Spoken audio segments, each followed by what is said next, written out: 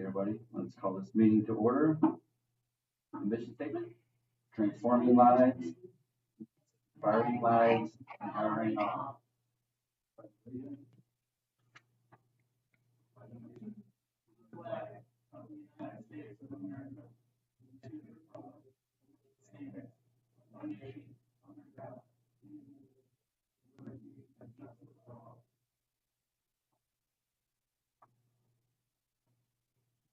This is a special meeting of Board of School Trustees of the Lake Ridge UTEC School, Lake County, Indiana, January 29, 2026, 5 p.m.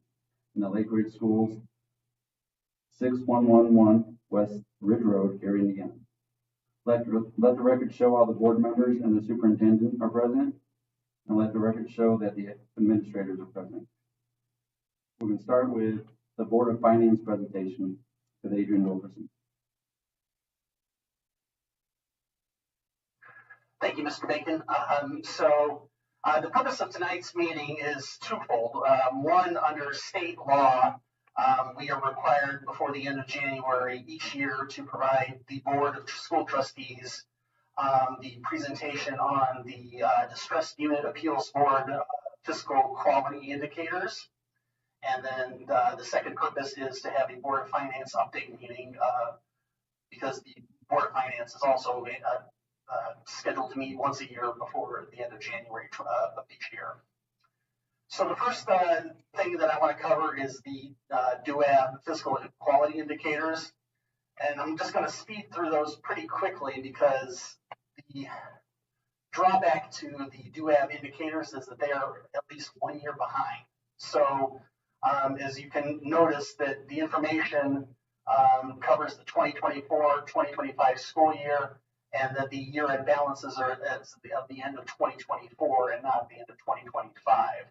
So that, I'll cover the 2025 fiscal condition of the school district in my presentation. So the first indicator is average daily membership, or ADM. So that is total enrollment for school funding. In the 24-25 school year, Lake Ridge Schools had 1,571 students on the fall count date. In the spring count, it fell to 1,550 students. The net assessed value for 2025 at the beginning of 2025 was $314,646,961. That is the net assessed value of all property, taxable property in the district. And the estimated population of Lake Ridge Schools is 11,130. Next indicator is the demographics. As you can see, again, 23-24 of the student population for Lake Ridge. As you can note, that the district has almost 100% free reduced lunch eligible students. As such, we qualify as what's known as a community eligible school, which means that all of our students are provided with free breakfast and lunch. The next demographic type is special education. You notice that 20% of our population is identified as our school age population is identified as needing special education services. And then the last demographic indicator is English language learners. That is 10% of our students have been identified as needing English language learner, or what was formerly known as English as a second language learning services. The next indicator is fund balances of the major funds. And also, as you can see, that again, notice that 2024 is the last year that the DUAB has information regarding our fund balances. And this is just a visual indicator of our fund balances. Let me see if I can pull up a better graph for you all, because that one kind of doesn't show you which color is which. So that's not as helpful as it should be.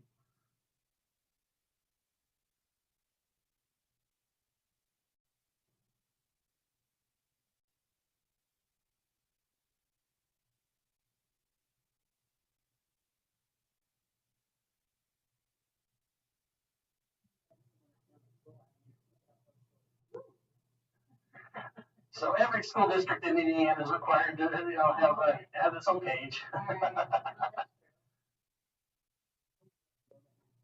Yeah. So Adrian, real quick, Sure. you said because we were community eligible school because of our free and reduced lunch. Is that something that's always going to stay in the state of Indiana, or is that to be determined? That's to be determined by federal funding. As long as the USDA funds the program, then the CEP program will continue to be funded. We're CEP since 2019, and we are earmarked through 2027. So again, the budget machinations of Washington D.C. may have an effect on that. So back to the report at hand. You can see that the major fund balances in 2024, for instance, if you click on this one, the debt service fund, the grand total is $835,000. The education fund, the fund balance is almost $4.3 million. Now, the two that are in the real negative here are reimbursable grant funds. So, for instance, you can see that at the end of 24, some of our title grants are Medicaid and Title IV. There was a negative $724,000. That just means that we were waiting on getting reimbursements for those grants. And then the big one next to it was our ESSER funds that at the end of 2024, we were still $6.8 million in the hole before receiving a reimbursement. I can report to the board that we did receive all $6.8 million of that reimbursement. So you'll see in 2025 when that report comes out that this big dip will be eliminated. You're always going to see a little smaller one because you always lag with your title grants, in federal reimbursement, but those usually get taken care of in short order. The next one is local funds. So those are your just kind of miscellaneous things like your scholarship fund, your school lunch fund, a couple of your donation funds. So the fund balance on that was $785,000 at the end of 24. Next one is the operations fund. At the end of 24, the balance on that was $1.9 million. Rainy day fund at the end of 2024 was $2.9 million. And the self-insurance fund was at the end of 24, $1.5 million. So the next indicator, go back to the other report, is annual deficit surplus. This just shows between all the school district's total revenues and total expenditures, and any revenue or surplus or deficit caused by that. In 2024, you can see that revenues and expenditures were exactly the same. So the fund balances came out for the year at pretty much at a zero. So there were no excess funds to put anywhere, but we were also not in deficit to spend out any of the cash balance that from these funds for these expenditures of revenues. The next indicator is fund balance as a percent of our expenditures. So the rule of thumb is that you always want a healthy cash fund balance to make sure that you anticipate your expenditures. So some districts have 3 months or 6 months balances in all of their funds as just a safety net. As you can see, Lake Ridge has usually generally stayed, try to stay consistent around 50-60% as fund balances percentage of expenditures. I wish I could say that the good times are going to continue, but my presentation following is probably going to change some of that. And then the last two indicators are just our revenue type. As you can see, most of our revenue comes from the state of Indiana. This little pink area here was federal stimulus funding. So obviously at the end of 2024, that's going to stop. And that the story I'm about to tell you is, really indicative of how the ending of that funding and where we go as a district from there is going to really color our next couple of years. And then last is the always exciting operating referendum revenue slide. And of course, since Lake Ridge Schools does not have an operating referendum, that is a 0. So that is the DUAB fiscal indicators. Obviously, like I said, since they are more than a year old and very limited in the story they tell, the presentation to the Board of Finance is usually the more informative of the presentations. So I'll dive right into that.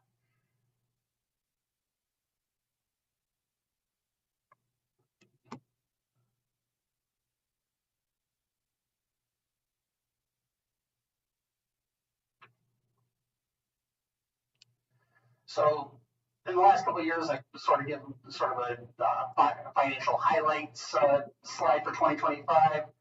I probably should find another name for it because, there's usually more bad news than good news, but I will kind of start with some of the good news. Our property value in the district has continued to increase the last couple of years.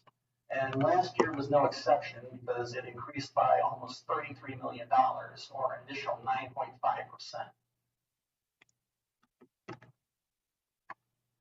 Enrollment increased by 12 students from October 24 to October 25, leading to the basic grant growing by $831,000, or 6%.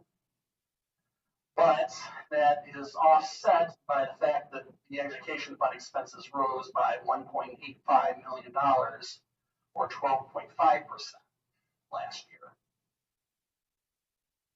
Operations fund expenses rose by $1.4 million, or 18.9%, and that all staff salary and benefits increased by $1,185,000, or 8.5% last year. Adrian? Yes, sir. What would you say would be the biggest driver of the operation increase? So the biggest driver of the operations fund increase from year to year was the fact that some of the transportation expenses that were realized at the end of 2024 bled into the 2025 year. So for instance, our transportation expenses in 2024 and the cash flow statement were listed around $1.2 million.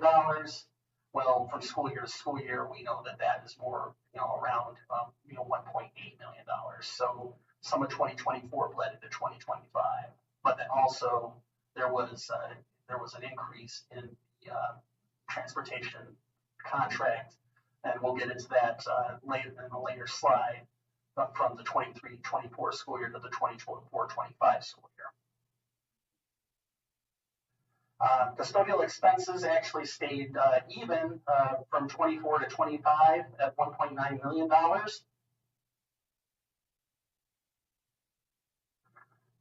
Again, kind of talking about transportation expenses as a whole from one school year to the other increased only by about $43,000. So that's why some of the cash flow doesn't quite tell the whole story on that. So at 24-25, for the 24-25 school year, the transportation expenses were $1.8 million. The auditorium fieldhouse renovation project is now at substantial completion. The MCOR engineers and supervisors tell me that the HVAC renovation remains on schedule, but some of the things that they have to do require students not being in the buildings. So for some of the final control work, that'll take place over spring break, and then the last couple of units will be installed in the summertime. But at the end of summer, that project will be complete as well. Property tax revenue in the district, or for the district, increased by 186,000 or 13.3% last year, which is a good thing. But utilities expenses increased by $80,000 or another 8.3%. And I will say that toward the end of 25, that's when the increases in utilities really started to grow. I mean, because at the end of 24, we were spending about, $820,000 in utilities across the district. Most of that $80,000 increase probably happened in the last 3 months of 2025. And I know all of us that have a home can kind of, feel some of that pain. So imagine, doing that with, 60,000 square foot deep buildings. So old 60,000 square feet buildings. Waste collection remained flat at 63,000. And just a reminder that, our education operations fund transfer is going to exceed the 15% threshold by, $2.1 million. That number has not changed. The problem is that $2.1 million is not doing the lifting that it used to do. And that, usually the $2.1 million transfer was enough to fund all of the operations fund expenses. But now, unless we get our ducks in a row, and we'll kind of cover that here in a little bit, it's not doing what it used to be able to do. So the next slide is just kind of a example on the assessed value growth in the district, especially since the end of COVID. It's grown almost $100 million, which should be a good thing. It really should. And before, the last couple of years of property tax reformation, is the nice way to say it. We were seeing, at the beginning, we were seeing 6-7% growth in our levy in the operations fund, which we had never seen because assessed value had always been flat, and so we were always kind of hitting our heads against our minimum growth and the fact that we had such high circuit breaker loss. So this, like I said, while 347 million sounds like it, should be good, and it should, kind of take a real bite out of circuit breaker. We'll kind of see that, the situation really hasn't played quite out that way. Also, the next slide, I can also kind of report that we've seen some commercial real estate growth in the district. This used to be a lot more residential heavy in the composition of property in the district. It had been as high as almost 65% residential property in the district, and that's your 1% property tax properties. The last couple of years, because of the casino, because of some of the attendant properties in the district, and switching to commercial based, 30% of our tax base now is commercial. But another problem also is that this chunk here, 22% personal, and then this is business personal property, because that's the only thing that gets property taxed in Indiana is business personal property. One of the lesser known effects of the property tax reform that we've been talking about the last couple of months, I know we kind of all focused in on the property tax credits and how that's going to affect school districts. But one of the lower effects is that business personal property, the rules for that have changed as well, where depreciation can essentially depreciate out business personal property, whereas before there used to be a floor as to the valuation of the business personal property. So you would always receive at least some revenue from that. So a lot of corporations have kind of taken a look at these reforms and said, okay, we're going to accelerate our depreciation schedules to the fact that we can no longer be taxed on this business personal property. So we don't have a lot of good modeling on that. I know that when we talked about policy analytics, when they presented last fall, they didn't have a real sense of how that part was going to affect our revenue. They had more of a sense on Senate Bill 1 reforms, but it is something we should keep an eye on. Speaking of Senate Bill 1 and circuit breaker,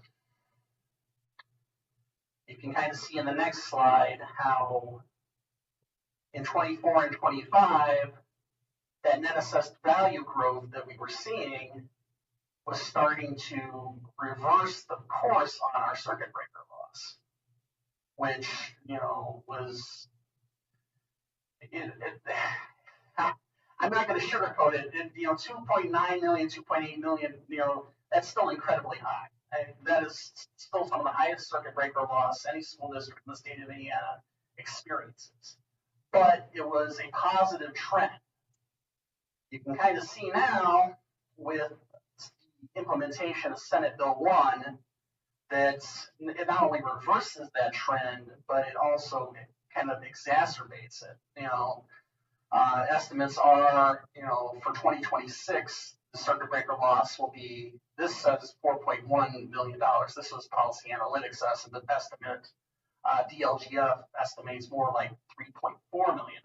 But either way, it's a growth in circuit breaker. 2027, $4.7 million. And then in 28, the SB1 reforms are supposed to sunset or expire, and then it starts to kind of go back down, but it's still too early to tell if this trend reversal will be permanent, or they just keep going with, what they did in Senate Bill 1. And that's that's one of the frustrating things is that, last year for the district, again, we certified a $4.1 million levy in the operations fund, and we only collected $1.2 million in taxes. And, most of that is because of the, $2.8 million circuit breaker, which is 35% of the total levy. Now, there's some non-collection. There's about $320,000 of uncollected property tax, which is about 6%. But, when, most of your 39% loss is because of the property tax caps, you're going to have to, you're going to have to either plan around that, raise more revenue, or just, those are your two options: plan around it or raise more revenue.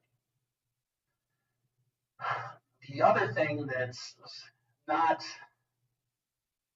it's a little concerning, not as concerning as the operations fund, because we certified our levy and debt service at $4.1 million. Now, the way that it is supposed to work is that we will always have to pay our debt, no matter what. And so property taxes are supposed to be circuit breaker protected against that, and they are to the most extent.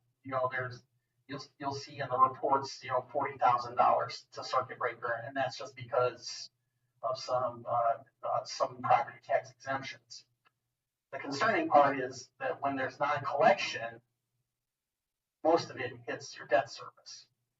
And so, again, school districts have to pay their debt. And so when there's shortfalls in the debt service, property tax collection, you're going to have to find it from your cash balance. You're going to have to find it from your transfers from your other funds, your education fund, your operations fund, your rainy day fund, and then that leaves less cash for other things. More. So the next slide shows our debt payoff schedule and our debt capacity. You kind of see that our debt remains fairly steady through 2033. There's a little bit of fall off in 2034 because that's when we pay off the lease rental bond on the athletic complex football field renovations. Then in 2035, that's the payoff on the note for our current improvements in the field house and auditorium. So if the district can wait, 10 years for some major improvements, we will have some borrowing capacity then.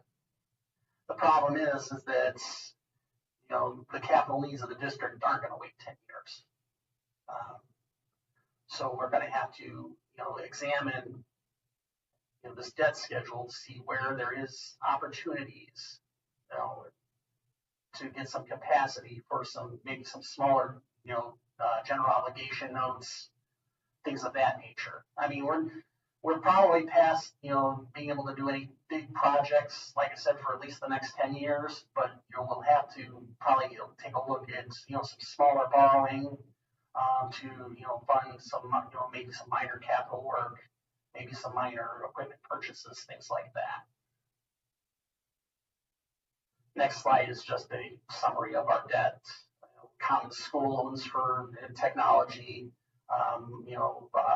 Most of those, again, expire 2033, 2035 for lease rental bond. So I'm sorry, 2042 was for the field house and auditorium. But the fact that the lease rental bond for the football field will expire would increase our borrowing capacity. Next is just a comparative slide with the other school districts in Lake County. The thing that I want to draw your attention to on this is not only the fact that our circuit breaker kind of remains outwardly sized as opposed to much larger school districts, compared to our school district is a third of the size of Maryville, but we somehow have almost 3 times the circuit breaker. Can you explain how that happens? Well, it all boils down to your assessed value and what composes your assessed that assessed value. So if you have a whole bunch of 1% properties that are of low value, you're going to hit that circuit breaker cap a whole lot faster. And anything after that is just all going to be credit. So if you see, like I said, oh, darn it, I always do that. I get so animated that there we go.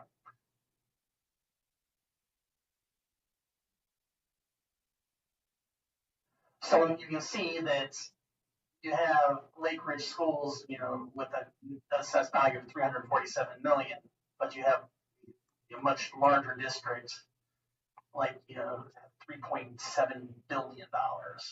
That's because they have this lower rate. So yeah. Well, and the rate is, the rate you come up with is, for instance, you see, the $3 rate in Maryville. So they can get their levy of $38 million, and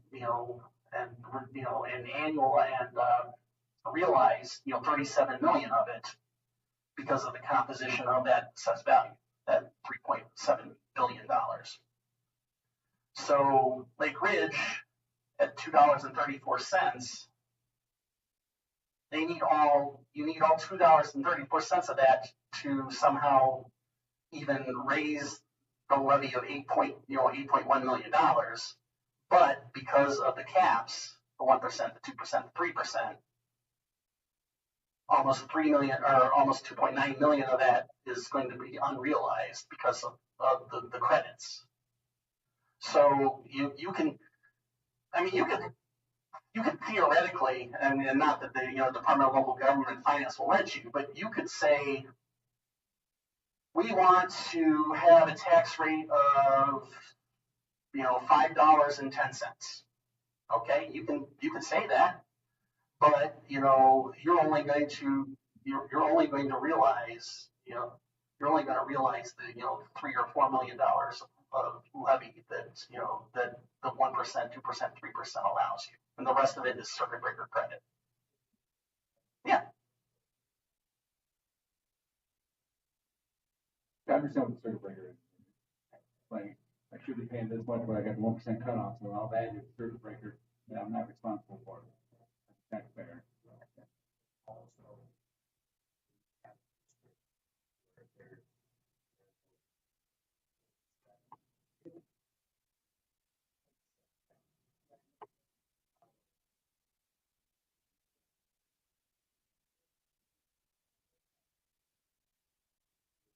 That's why districts like ourselves have to have around their rate.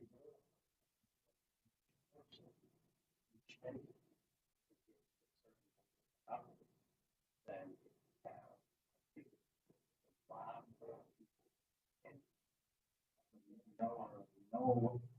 nobody the 8 million. We set our rates to get that 8 million higher. Right.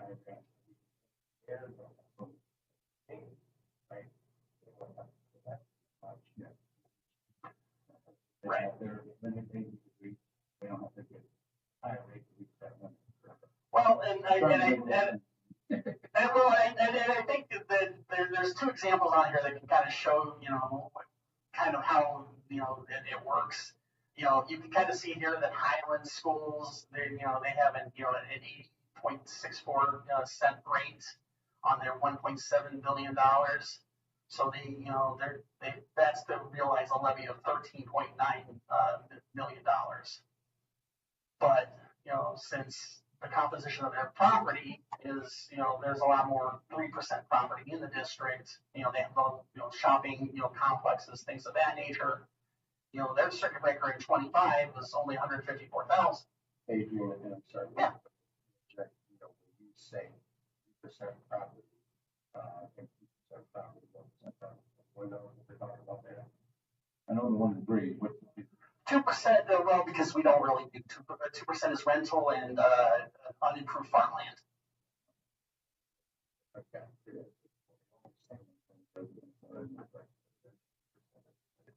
Property, 3%. Commercial. Yeah. Sorry. Oh, that's fine. Get more. And then again, it's, Chicago Bears. well, and I was, They get tax free, right? Forever. You're getting ahead of me, Mr. Baker. Yeah. So, and then you can kind of see on the opposite end, Gary Community Schools, yes, they have, 2.5 billion in assessed value, but they're also trying to levy $64.5 million. That's why their rate is, $2.43. But they also have $22 million circuit breaker because of, a lot of low value. There's a lot of low value property in that particular district. Now, I also wanted to kind of draw your attention to the fact that, and this is not so much a Lake Ridge commentary, but the general commentary on the effect of Senate Bill 1 across the state, practically. You can see the districts that normally didn't have a whole lot of circuit breaker problems in the past are going to kind of increase theirs. Some, for instance, Munster Community Schools, and, I'm not saying feel sorry for Munster Community Schools, but the fact their circuit breaker is going to go from $656,000 in 25 to $2.7 million in 2026. Crown Point Community Schools, again, Crown Point, normally not that much of a problem for Crown Point Community Schools, but if you're going to see your circuit breaker go from $2.1 million to $4.4 million as a district, again, you're going to have to start to make some strategic shifts or changes. Some are going to say, if it's coming time to renew a referendum, we'll renew the referendum at a higher rate. Some, like Crown Point, I know that, they decided that, to close some programs. So, and then, Lake Central here, again, Lake Central may have the largest assessed value and levy in the the largest assessed value in the county, but their circuit breaker is going to grow from $139,000 to $2 million next year. Oh, shucks. But again, it's not to, like I said, it's not to, you know, say that yeah, exactly. It hurt when it's starting to hurt even the most affluent districts in the state.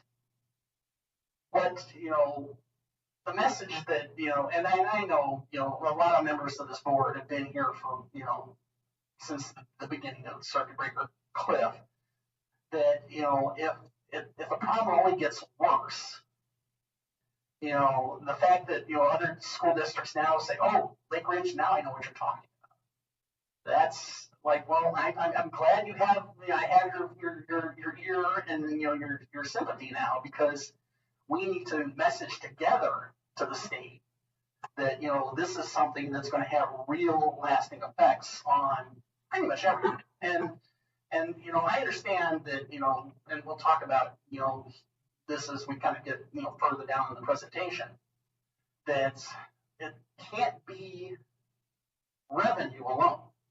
And, you know, for years, you know, people would say, well, just pass a referendum.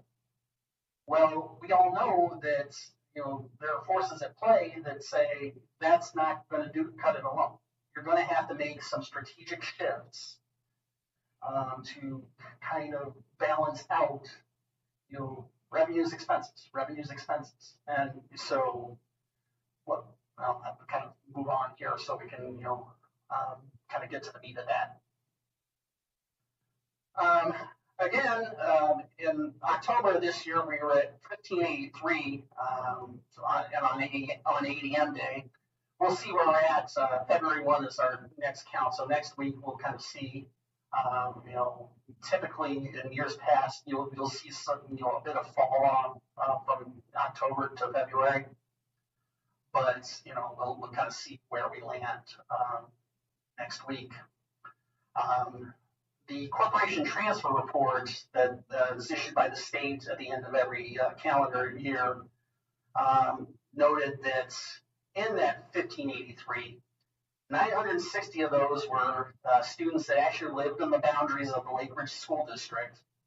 623 of those were transfer-ins. So that was 623 out-of-district students. And that equates to $5.4 million, you know, almost $5.5 million in state revenue, so the tuition support. On the flip side, there are 336 school-aged children in the Lake Ridge School District that choose to either go to a charter school, a private parochial school, or use choice scholarships to go to another homeschooling, online school, whatever. Those 336 students, we lose $2.9 million for tuition support for those. So bottom line is we are still on the positive side of transfers to the tune of, you know, about, you know, little under $3 million.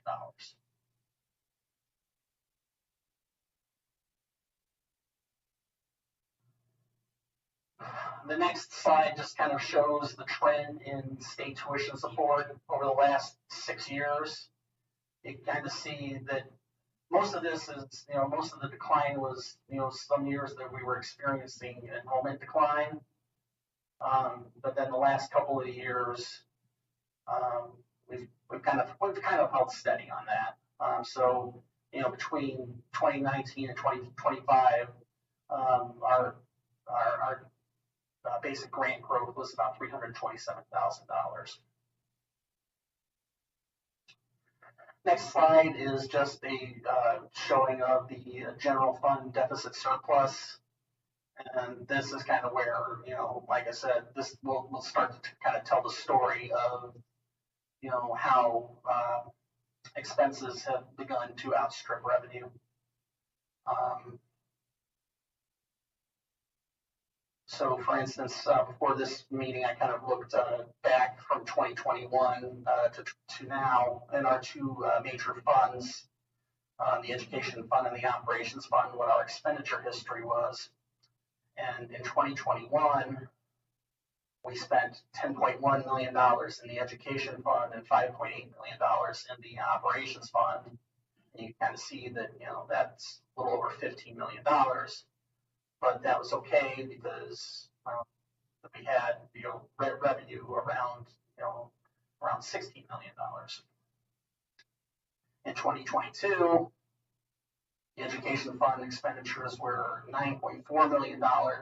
Operations fund revenue expenditure was $5.7 million. So again, right around $15 million. Revenue, again, around $16 million. 2023, education fund expenditures climbed to $11.2 million. Operations fund expenditures $6.2 million. Dead even with the $17 million in revenue. 2024, $12.9 million in the education fund, $6.2 million in the operations fund. Revenue a little bit above that, and about $18 million. Now in 2024, the key difference between the years 21 through 23 is that some of that revenue came from the rainy day fund. In 2025, education fund expenditures grew to $14.7 million, operations $7.6 million, but revenue stayed around $19.5 million.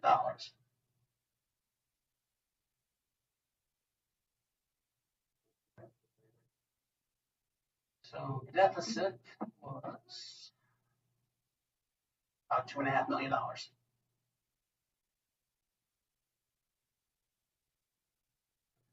Now, you can kind of see graphically, that's kind of represented here. That's where is, tuition support kind of takes a real modest, climb from as far back as 2016. Expenditures grew a little bit more sharply, 2022, and kind of took on. Kind of came back a little bit in 25, but peaked in 24. Now, some of that can be shown by looking at salary benefit percentage of expenditures. We had gotten, after the loss of the referendum in 2018, 69.3% of our salary benefits, our expenditures were salary benefits. Made a whole bunch of cuts, and we had gotten that down to 60.2%.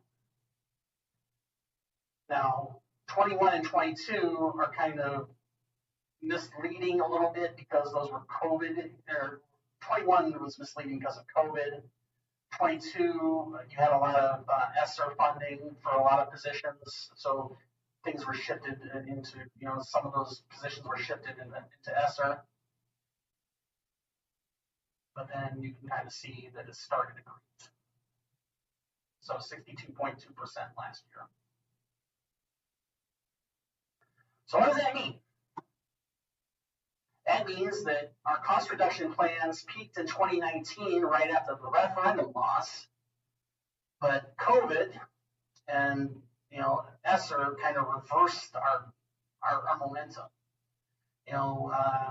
Positions started to creep back in, some expenditure kind of got a little bit loose.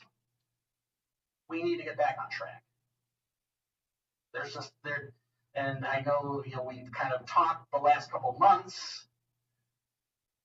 We've done a staffing analysis, that you all go listen to, and that, Triffin has already identified $600,000 in savings, potentially on what, the district goes from here. There can be as much as another $2.5 million depending on the restructuring. I know that we're really early in that examination, but, because of the way that schools are, because they are a people first business, most of your expenditures are in people. They are in salaries, they are in benefits. Benefit changes to that degree, our health plan changed to the state plan that targets $500,000 in savings, which, we're going to kind of look at these first couple of months of the year to make sure that, we're actually realizing those savings, because, the school district's portion of those health plans has gone down because of our participation in the state plan.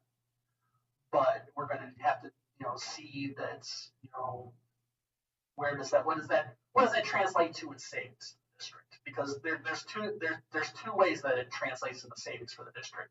It's the amount of the money that we are putting into the self-insurance, because now that we're on the state plan, we no longer have to do that.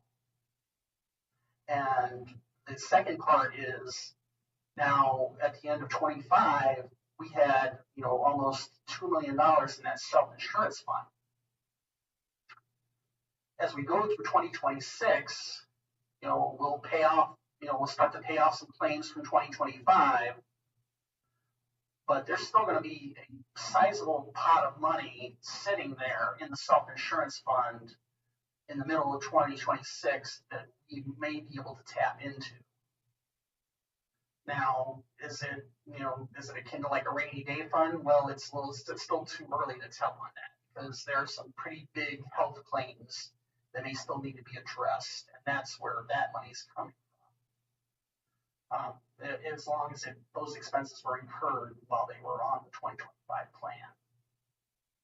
So we're working with our benefits, our benefits coordinator, Chris Caceres. He's kind of keeping an eye on, those runoff claims, and we'll be able to kind of report back, mid 26 about how much money is sitting in that self-insurance that we can transfer back into the education and operations fund.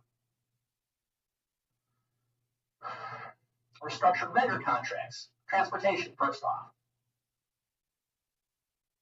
Now, the new transportation RFP that we did for the 24-25 school year led to a 40.6% reduction in monthly invoicing for the 25-26 school year.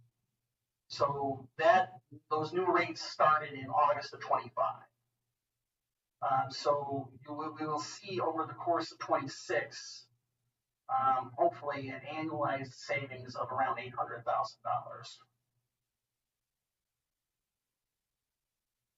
Now, future RFPs will need to address route optimization, alternative transportation models, and rider limitations. I know that our consultants have done a kind of a pretty thorough examination of, the transportation contract and kind of comparing that to maybe a more in-sourced model. There are some of the recommendations that they had on that were, our district it's not a perfect square, and our ridership needs are not uniform throughout the district. So whereas you might have, a bunch of concentrated, students in one area, you may have, one off, two off on the very edge of the district, but you still have to pick them up. Well, do you need to have a whole bus route for that? Maybe not. And so that's something that, that we'll need to take a look at in kind of maybe utilizing minibuses or, incentivizing, students to come to school, with, either through alternate means. Some districts also have gone to kind of a no-go zone as far as, if you live within, half a mile, you have to walk to school. Problem is, all three of our school buildings are pretty much centrally located. So if you do a no-go zone of half a mile, you may be, taking out most of the ridership. And then, we also need to discuss limiting charter usage and or imposing fees. For instance, There are a couple of school districts that charge their athletic programs for buses to competitions, and that's passed on to students because where curricular things, it's kind of hard to charge for curricular experiences, but extracurriculars, that might be something that we have to take a look at. And then always, the board did pass a resolution for the 2018 referendum that we can eliminate bus service in total, except for special education. I know that's kind of the nuclear option, but that's something that always needs to be said. Restructured vendor contracts for custodial maintenance. Our current contract expires on June 30th of this year. So I would propose that the district needs to put out a new RFP on sort of a total facilities management model that emphasizes cost savings, preventive maintenance, and long-term capital planning. Now, that translated is that the district has invested quite a bit of money in the last couple of years improving some of our facilities. We're going to have we still have a relatively new football field. We're going to have we have a brand new field house, brand new auditorium. We need to invest, and we need to have a partner that's going to invest with us, keeping those things new as long as possible. And on the flip side, we have a lot of things that because of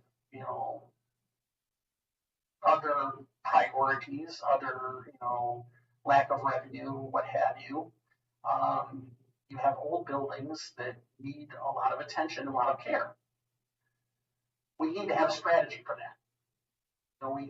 We've been in reactive mode for so long that, hey, this boiler goes out. Let's borrow some money to fix this boiler. I think that happened in Hosford in 2017. We did a general obligation bond because that boiler went out.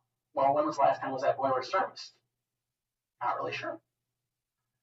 We know that we have we're going to have roofs that need to be replaced or patched. We have windows that that are not energy efficient. Those are things that need to be addressed. But as much as I try, I can't learn everything. So we need to have a partner to tell us this is what you're going to need to look at in the next 5 years, next 10 years, next 15 years, as far as your capital planning. And this is how we can structure your maintenance and custodial contracts to kind of help ease that burden. And those kind of things are things that can pay off in energy savings, efficiencies, and you're losing heat through poorly working windows. Roofing, you have a leak in the roof, and that may cost you educational, instructional time, or it might cost you insurance, increased insurance claims, things like that. Examine our curricular and support models, balancing student need with cost savings. Now, by that, again, I'm a CFO, and my realm are the dollars and cents. But I would be remiss to say that is the only thing that school districts do. I mean, I could sit here and tell you, we need to cut, $3 million, and you're going to cut these people right now, and hey, problem solved. Well, but then who's going to teach? Who's going to help, get these kids to school? Who's going to help feed these kids? Who's going to I know that other people more eloquent than I can kind of talk about the some of our limitations of and challenges that our school population has, and for a lot of them, this school district is all they have. So that being said, we need to look and make sure that what we're doing is working. I mean, just because you throw money at a problem doesn't mean that that's going to solve the problem. And I'm gonna steal something from Mr. Deal that he shared with me, prior to the meeting. But and then I'm gonna paraphrase here. It's that a lot of things in education are people coming to you saying we have a solution for this problem if you buy my program, if you get this platform, if you do this curricular thing. Now I'm not saying that all of those are hokum, or bunk, but we have to be able to tie expenditure into real results, and that I think that's that way we can say that we're not only being good stewards of the taxpayer money, but we are doing something real and tangible for these kids. I mean, it is easy. It's easy to have your hand out and say, well, we're a school, we need, and we do need, but it's like, you need what? You need how much? You need what are you doing, and how is it driving? What your mission is? How is this helping your kids? How is this helping your community?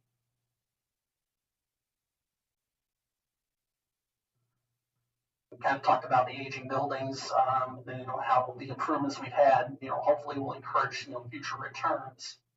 A lot of that is, in a couple things, improved efficiency in the heating and cooling at the high school.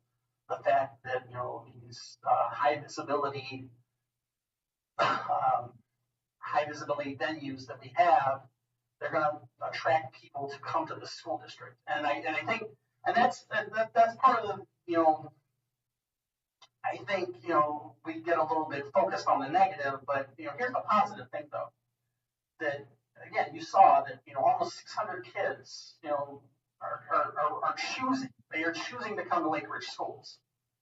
Well, so we can't be doing everything wrong if 600 students and their families have decided that this is where we want to educate our kids, and there's a number of reasons for that, but I think part of that is our people, our facilities, and what we're trying to do here. Referendum, we've kind of, we talked about that in budget meetings, we've talked about that in work session, that there are some real hurdles, that first off is messaging. And again, that kind of goes back to being able to tie what we're trying to do here with why we need what we need, or how we're going to get where we're going to get. So I think what we really need to focus on, and again, I heard loud and clear from this board, we're only moving forward. Moving forward, again, we're going to be a school district that is able to point to things and say, this is why we do this. This is why we're spending on this. And, we may not get all the way there, but, we're going to get as close as we possibly can before we're going to ask the taxpayers to help us get to the next step. And, and obviously we're not alone in that, because, pretty much, 95% of the school districts in the county, and then not just the rich ones, are going to go to referendum, and probably, some of those that failed the last couple of years, they're going to start to see some real negative implications that either they're going to pass the next one, or they're going to have to cut even further. High poverty impacts, and property value volatility. So as far as property value volatility, by what I mean on that is a couple things. Property values are going to continue to go up at least for the next couple of years. It's just the market there aren't enough houses for the demand. So that's what keeps driving it up. The problem is that everyone, all of us are, property taxpayers. At the end of the day, we don't want to see our property taxes go, sky high, so, I live in a school district that, that is growing gangbusters, and, that's the fact that their board and their, administration is, kind of tried to, be restrained in that growth, has been a real boon, but, again, the state is going to continue to tweak the formula. They just are. I mean, the governor said that he was not happy with Senate Bill 1, so he's going to, try to pass more reforms in the next long session. They're not really going to do anything in the next couple of weeks, that's going to, affect the negative impact of what, that I just presented. But they might come back. They might make it better, but I wouldn't count on it. I mean, I know a bunch of people are lobbying, obviously ISBA, IAPSS, IASBO, cities and towns, they're all telling, the General Assembly that Senate Bill 1 is going to have really bad effects on, not only schools, but cities and towns as well. And I don't know if the General Assembly is going to hear it until it actually starts to happen. So that's what I'm concerned about. TIF districts, that's where we're kind of talking about the convention center and the possibility of the Chicago Bears, coming to Northwest Indiana. It's not that, obviously in the long run, those kind of things would, not only would be a boon to the district as far as increased property value and obviously drawing people to the district. But in the short term, where is the revenue to be found in that? I mean, with tax abatement in TIF districts, it's almost like it's almost like a gilded, or golden promise that is bronze underneath. I mean, because the lay person's going to see, well, you have these people here. Why are you not growing? Why are you still asking for more property taxes? Well, because these people aren't chipping in. That's one of the things we need to keep an eye on. I know we're kind of trying to continue our conversations with Hard Rock as far as their partnership with the district.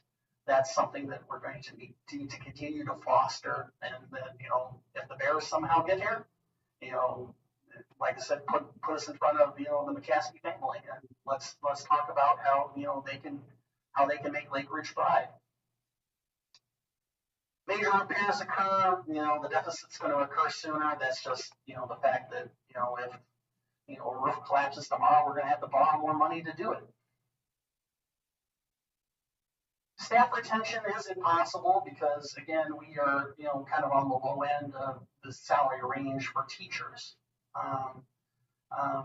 We've tried in the last couple of contracts to be more competitive, but, collective bargaining will kind of continue to push us on that. So that's something that we'll have to keep an eye on.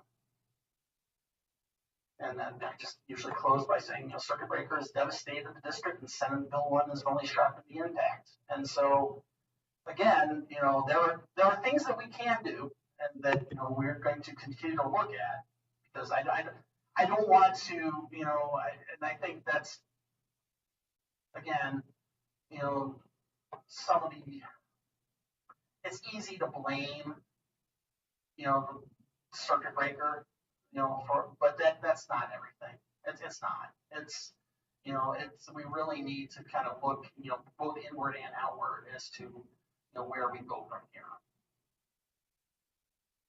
And then I just kind of wanted to end on a positive note. So, the new field house has received a lot of positive feedback from the community and, visitors. We'll kind of talk after the meeting about, scheduling our, official ribbon cutting for that. I know, Coach K is very excited about the fact that we're going to host, the girls sectional basketball tournament next week. So I'm looking forward to that. And then let's see if this works. This is the kind of the construction of the auditorium. Cora shared this with us, so I thought it was kind of neat.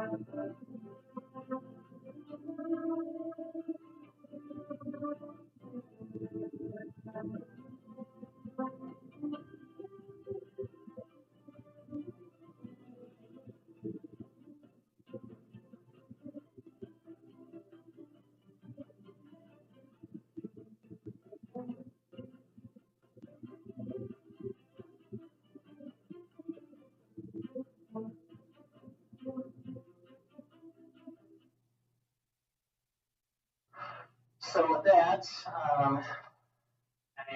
that is all my presentation this evening. There we go. So with that, my presentation. Technology. There we go. With that, my presentation is concluded. I thank the board for your time and attention, and I will open the floor for any questions. Anybody have any questions? Ask them out there. And I like that because it's hard to kind of hold it and everything to the end. It's like what was I going to ask about 5 slides ago? So I just I know that again. I say that I'm always the bearer of great news sarcastically, but again the last couple months have been real encouraging as far as this is what we need to do. We need to be examining everything. We need to be putting numbers on things. We need to be and we need to be drawing a correlation between what we're spending and what we're doing and why we're doing it. And that way, we as administration can tell the board that, the board can tell the community that, and the community can have an informed decision as far as this is what we want our school district to be. This is how we want it to operate. This is how we want it to go forward or not go forward. I mean, because at the end of the day, we're going to need we're going to need some drastic action. And, I believe that, I believe we have the right pieces in place. It's just, we need to do the hard work. So I thank the board for their time. Thank you. All right, thank you, Mr. Wilkerson.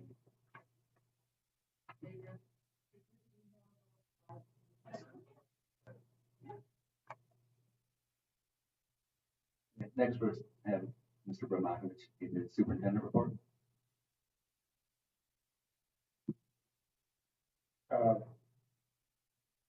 Basically, I just want to reiterate what Adrian said here at the end.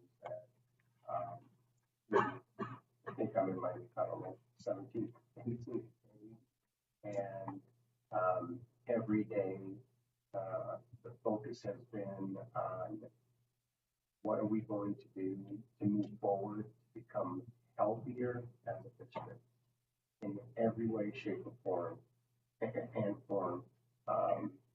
You know, financially, organization, with people, with positions, with what we do here, why we do it, how it impacts people, students, obviously, and adults in the building, all of the buildings in our district. So,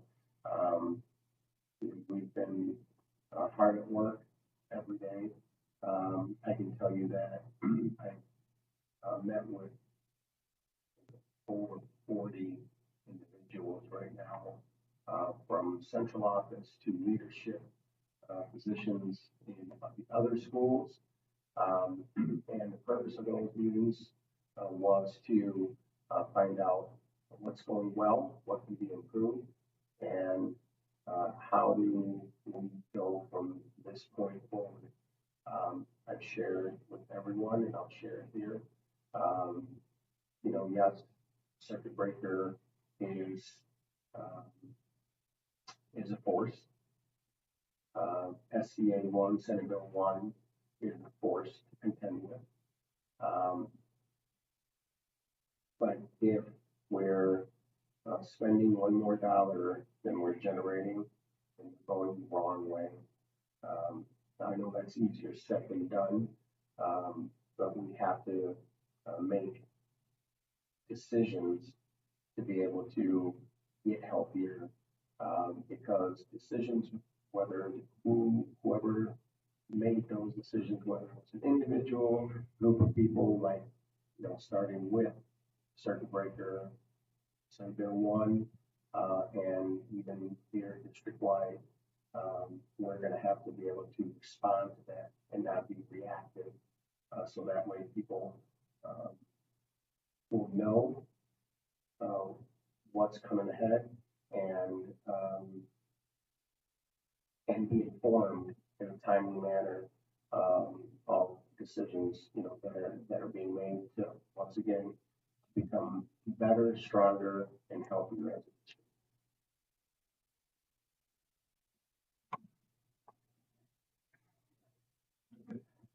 All right, moving on with the administrative and board member comments. So, Mr. Deal, I'll start with you.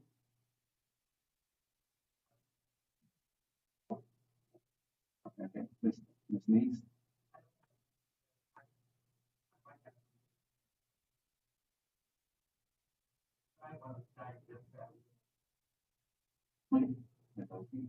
I do not have anything to say.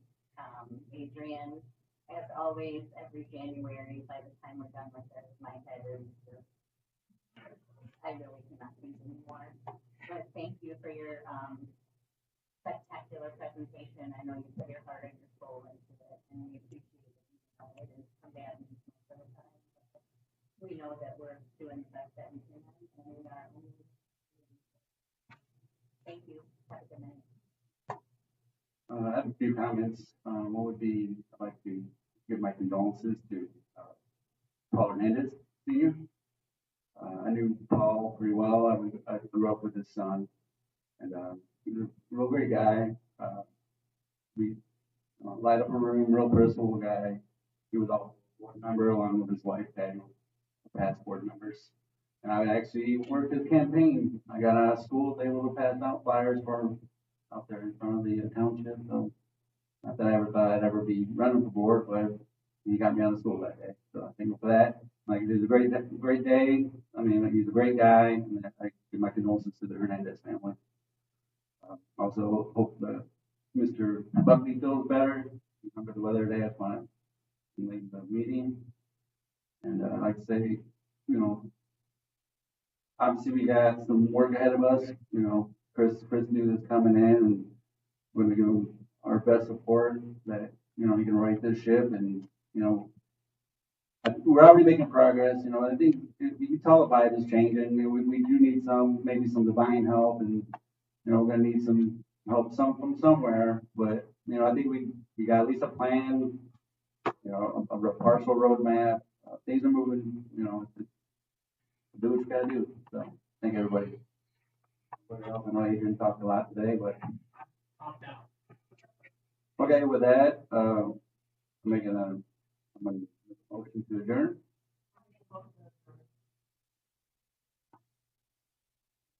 A second. And with that, the meeting is over. Thank you.